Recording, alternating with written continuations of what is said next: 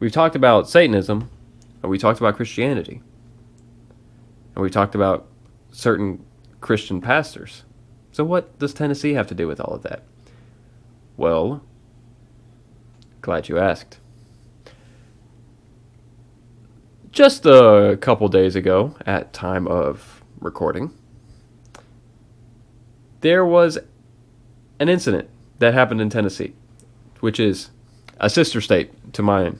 It's just a little north of here, just a little north. There was this 16-year-old child who was streaming Minecraft and then got kidnapped live on stream. And that sounds bad because it is bad. Now, of course, you ask certain people, they're going to say that's a little over dramatization of the actual events. But to me, no. No. That's just what happened, right? And, yeah. You don't believe me? Well, good thing I have a clip of it. So let's just go ahead and show the clip.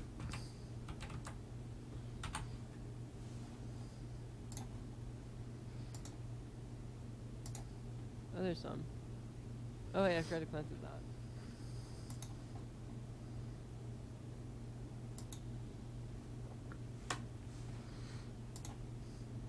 Yeah, no, it happened. It did, so. It's gonna... I don't know what's up with my display, but it's been messing up tonight to where I think I need a new number pads, which I've been using as Stream Deck, but yeah. There's like no sugar cane though. Oh, there's some. Oh, wait, I forgot to cleanse that. Oh god. Thank you for the follow, future rule, Chloe? Yeah. Okay, well now there's an officer in here just trying to join the stream. Okay. So, basically, now we just have to get back to the little base area so we can, like, get the, paper and stuff. And I guess we're just gonna have officers sitting in on the stream. Hey, Pizza Roll Chloe. Nice seeing you here for the first time.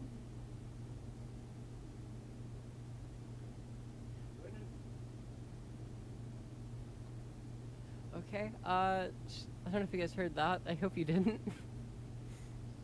But, basically, I'm just gonna act like they're not here because that's easier.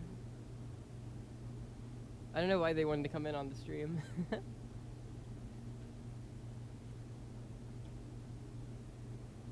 And that's where the video ends. So, just to recap of the events. This kid is playing Minecraft on stream, and three cops-ish, an unknown number, break in, ask, "Are you winning?" And then the string gets cut off because the power gets cut off. What then happens is the police then take that kid, allegedly, into foster care. Now, yeah, that's why I say a child who is streaming gets kidnapped live on stream, because that's what happens. And I say kidnapped because clearly they did not they did not have much say in the matter. So a lot of people were going to ask the question, why did the police break into her room? Well, for those who don't know, the streamer is a transgender student at a high school. And the reason why the police came in is because they haven't been going to school. They were truancy officers. Well, the shitty thing about that is that, yeah, they're not allowed to go to school. The faculty and staff of the school that they attended did not allow the child to go to school because uh, she wanted to use the bathroom that made her comfortable, and of course, the teachers didn't really like that, so they barred the student from coming to school. And of course, without being able to come to school, the student didn't go to school. So they sent officers to arrest the kid for not going to school. So now, yeah. So now, allegedly, the kid is now placed into foster care, which is, yeah, that could be bad for them. Specifically,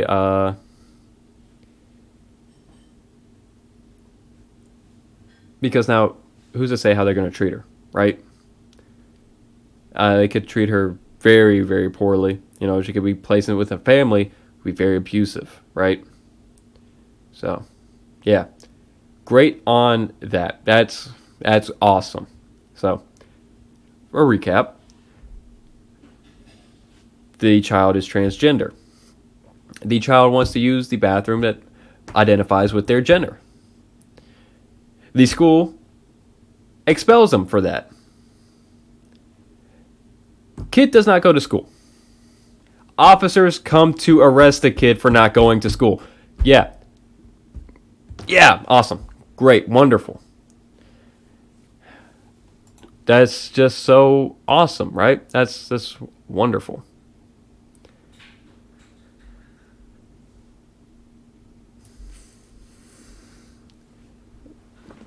So, now what's this have to do with Tennessee? Well, this happened in Tennessee. But it happened in a time in the state where a couple other things are happening. There are a lot of anti-trans laws going into effect around and in red states, and especially around the South. There in Alabama, there's a law to which is barring anyone under the age of 18 to seek any kind of treatment for gender affirmation. At all. Literally at all. And Tennessee has several things similar to that in the works right now. Which, of course, comes at the same time around the Don't Say Gay bill debate. A lot of that has been happening, considering relatively Tennessee's pretty close to Florida distance-wise and very close politically wise. Of course, Tennessee has been a lot in the news lately for a lot of its laws for shit like that, especially some of the marriage laws. We remember that? Yeah, we remember that. We'll talk about that in a minute. But yeah, Tennessee is currently trying to pass some laws that will limit a lot of gender affirmation within several younger people. And this would be the effect of things like that. This will definitely ruin some people's lives. So, yeah, a lot of this, the whole opposition to gender affirmation is because a lot of people believe it is child abuse. They believe that, kids around that age are not fully capable of making those decisions of full-on, sex correction surgery. And, I kind of agree, I don't think that anyone should go under surgery, around that age. But there's still a lot of things that they can do, like use the bathroom that they identify with. I think that's perfectly fine, I think that's cool. I don't think there has to be a law banning that. Or, maybe competing at some levels. Hey, sometimes, I don't think there's a law that bans some of these athletes, right? But, although Republicans in general say that gender affirmation and all of that is sex abuse towards children, you know what they don't say is abuse? You know what they think that children are fully capable of? Marriage.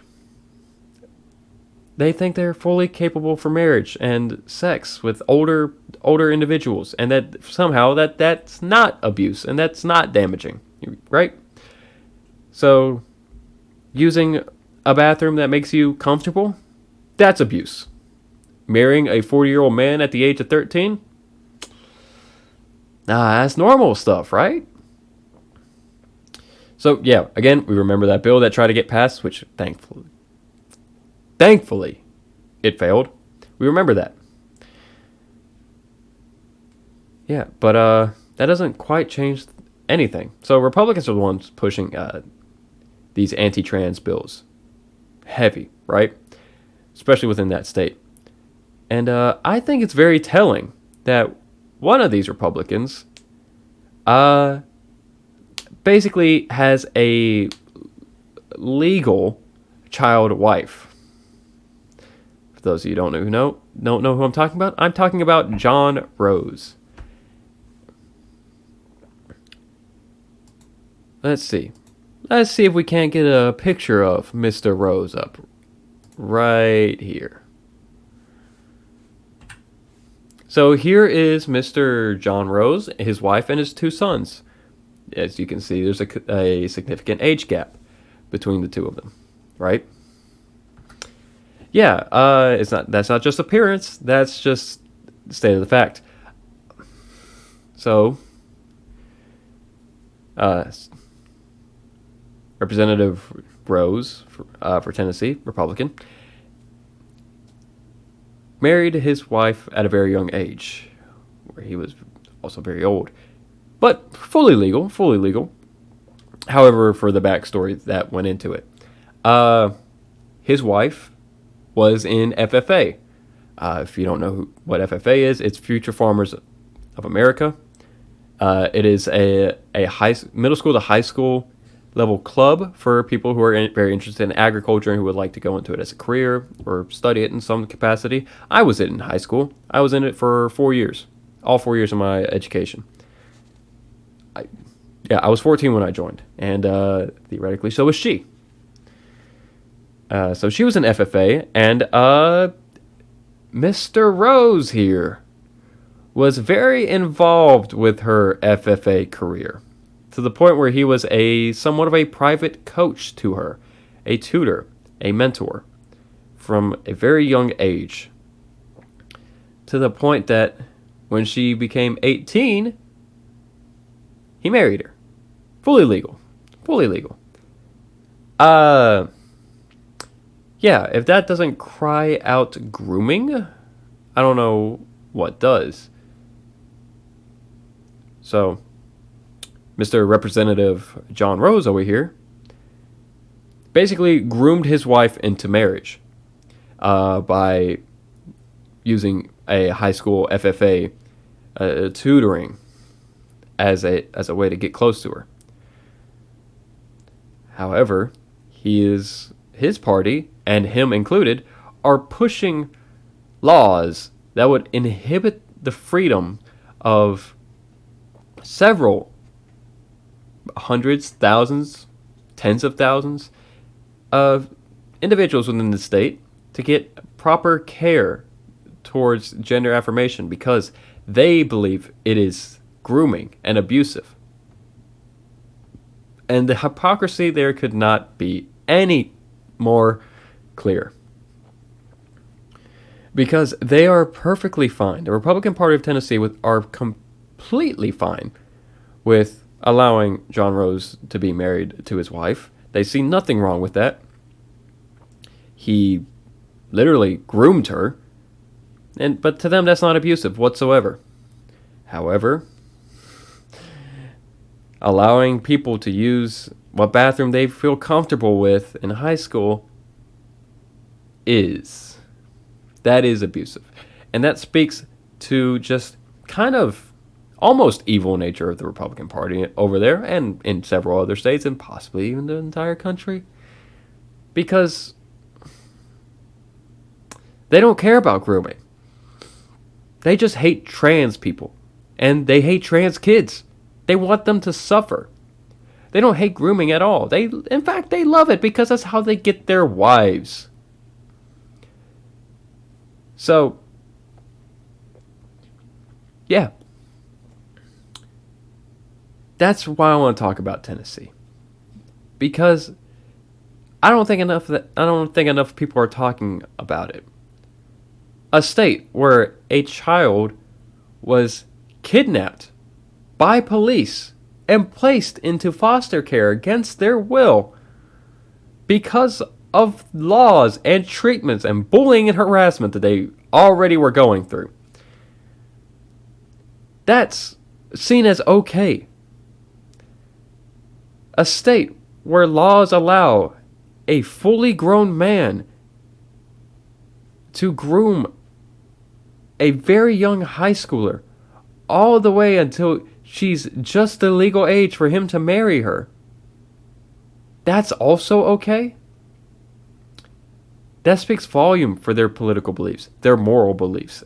That speaks volumes for their character. And that's why I don't think they should be allowed to continue. I don't think they should win elections. At all. I don't think so. I think these people should be laughed, ridiculed, possibly even arrested for the abuse and the harm they've done to several individuals. I don't think they should be allowed to hold office. I don't think these laws should be passed when it's clear that they themselves have committed far worse than some kid just trying to use the bathroom. Trying to use the bathroom? Arrestable. That's a crime worth being arrested for. Marrying a high schooler? Perfectly legal. Fuck you, Tennessee. Fuck you.